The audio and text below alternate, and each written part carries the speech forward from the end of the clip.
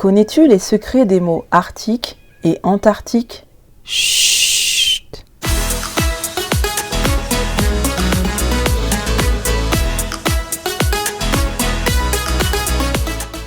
Bien sûr, tu sais déjà que l'Arctique désigne un océan de glace entouré par des continents au pôle Nord.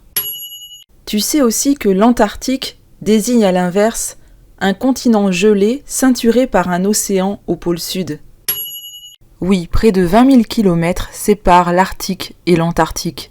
Ce sont deux bouts du monde situés aux antipodes. Tu n'ignores pas non plus que l'Arctique est riche d'une faune et d'une flore terrestre variées, comme le renard polaire, le caribou et bien sûr l'ours polaire qui règne en maître sur la banquise.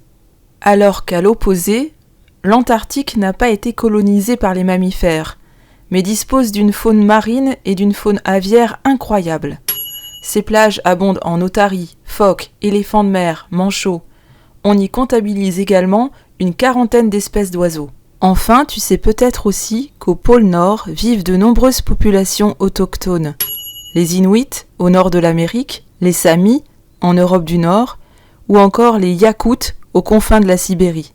Tandis que le pôle Sud est resté vierge de toute présence humaine jusqu'en 1821.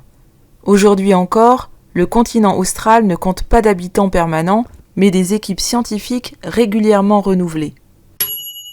Mais pourquoi nomme-t-on l'Arctique Arctique et l'Antarctique Antarctique ? En préambule, rappelons que selon le dictionnaire, ces mots peuvent aujourd'hui se prononcer de deux manières, arctique ou arctique, antarctique ou antarctique.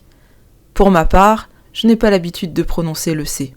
Les deux mots français arctique et antarctique trouvent leur origine dans les mots grecs arctos, arctikos, ainsi que le préfixe anti. Arctos signifie ours, arctikos relatif à l'ours, et le préfixe anti veut dire contre ou opposé à. Deux interprétations sont possibles et communément acceptées. Les géographes de la Grèce antique connaissaient l'existence des ours blancs dans le Grand Nord. L'Arctique peut donc désigner étymologiquement le lieu où il y a des ours, par opposition à Antarctique, anti-arctos, qui pourrait signifier l'endroit où il n'y a pas d'ours.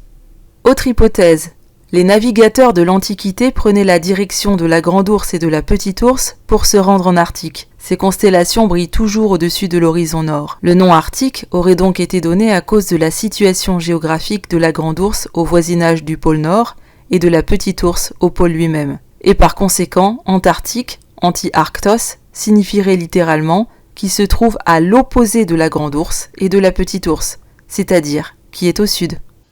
Voilà, tu connais maintenant les secrets des mots arctique et antarctique. À très bientôt pour révéler d'autres secrets. Chut.